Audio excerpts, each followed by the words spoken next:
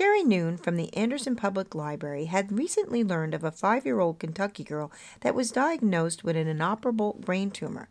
Sherry had the opportunity to meet with the girl's family and decided to dedicate one of her family story times to her as a way to make her smile.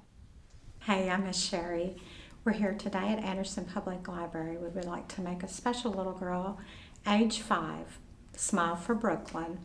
We're going to dedicate our story time today to her. She is 7 days after her 5th birthday. She was diagnosed with an inoperable brain tumor. It's called DIPG. And we are dedicating this because we think it's valuable for us to make our children in Kentucky smile.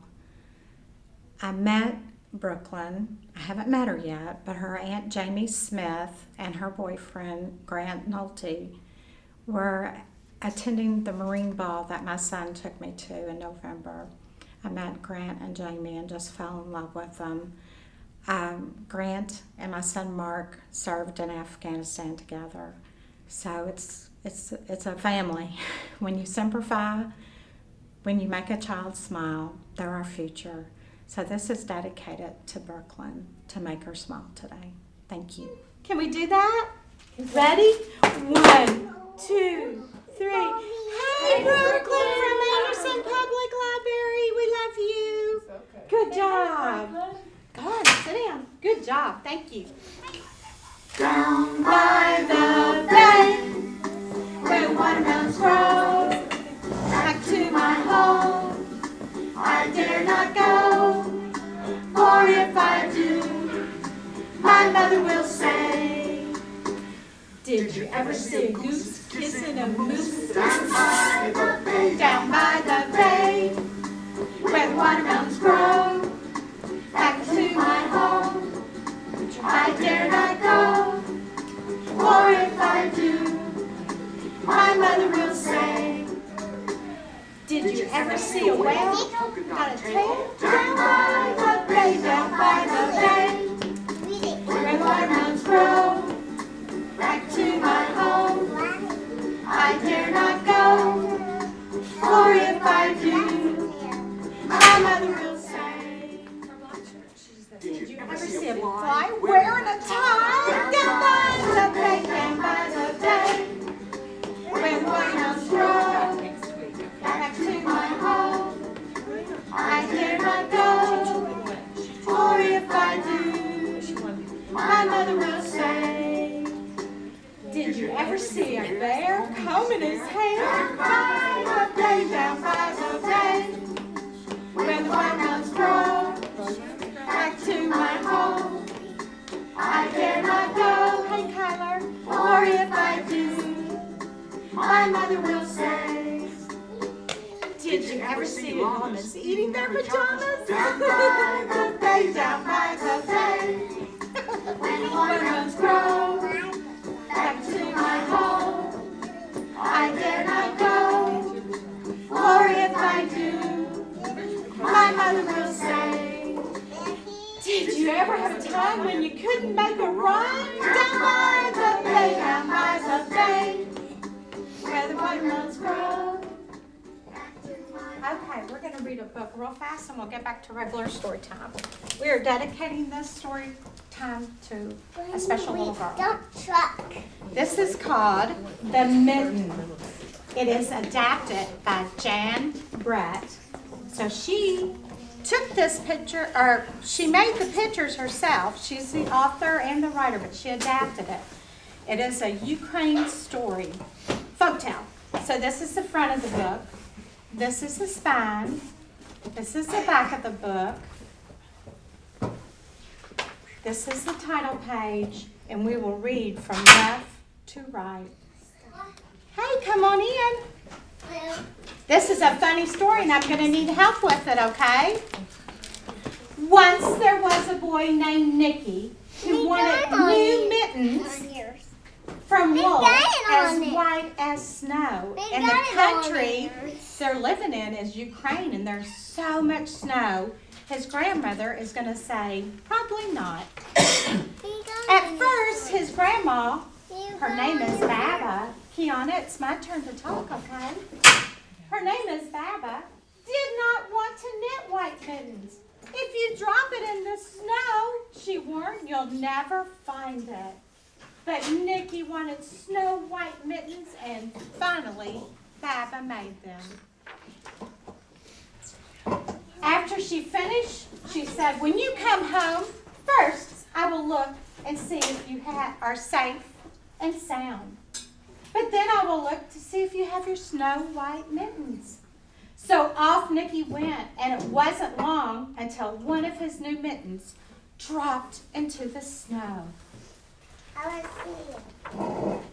Well, it's kind of hard to see because it's white on white. That's why Baba did not want to make it.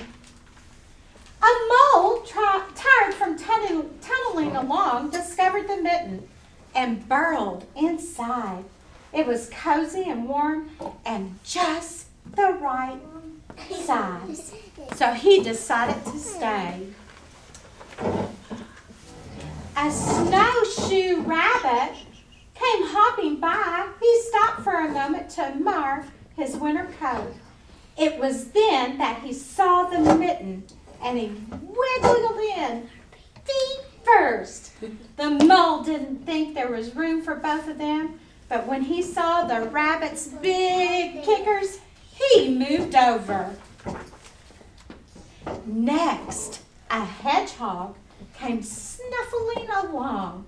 Having spent the day looking under wet leaves for things to eat, he decided to move into the mitten and warm himself. The mole and the rabbit were bumped and jostled, but not being one to argue with someone covered with prickles, they moved over. As soon as the hedgehog disappeared into a mitten, a big owl, attracted by the commotion, swooped down. When he decided to move in, the mole, the rabbit, and the hedgehog grumbled. But when they saw his glinty talons, they quickly let him in. They saw his big talons, and they were shining. Up through the snow appeared a badger. He eyed the mitten and began to climb in. The mole, the rabbit, the hedgehog, and the owl were not pleased. There was no room left, but when they saw the diggers, they gave him a thumbs up. Can y'all give me a thumbs up? Is that owl? It started snowing just like this morning, but the animals were snug in the mitten. A waft of warm steam rose in the air, and a fox trotting by stopped to investigate. Just the sight of the cozy mitten made him feel drowsy. The fox poked his muzzle in. When the mole, the rabbit, the hedgehog, the owl, and the badger saw his shiny teeth, they gave the fox room and moved over. Here's where we're going to need help in just a minute. A great bear lumbered by. He spied the mitten all plumped up. Not being one to be left out in the cold, he began to nose his way in. The animals were packed as tightly as could be, but the animal would never argue with a bear. The mitten swelled and it stretched. It was pulled and it was budged too many times its size. But Baba's good knitting held strong. Then along came a meadow mouse, no bigger than an acorn. She wriggled into the one space left and made herself comfortable on the giant bear's nose. And guess what happened? The bear, tickled by the mouse whiskers, gave an enormous sneeze. Can you help me sneeze? Ah, ah, ah. It's a big sneeze. Ah, come on, help me. Ah, ah, ah. Choo!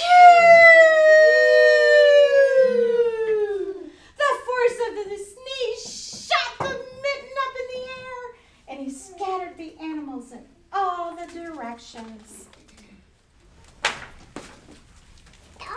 On his way home, Nicky saw a white, On his way home, Nicky saw a white shape in the distance. It was the lost mitten, silhouetted against the blue sky.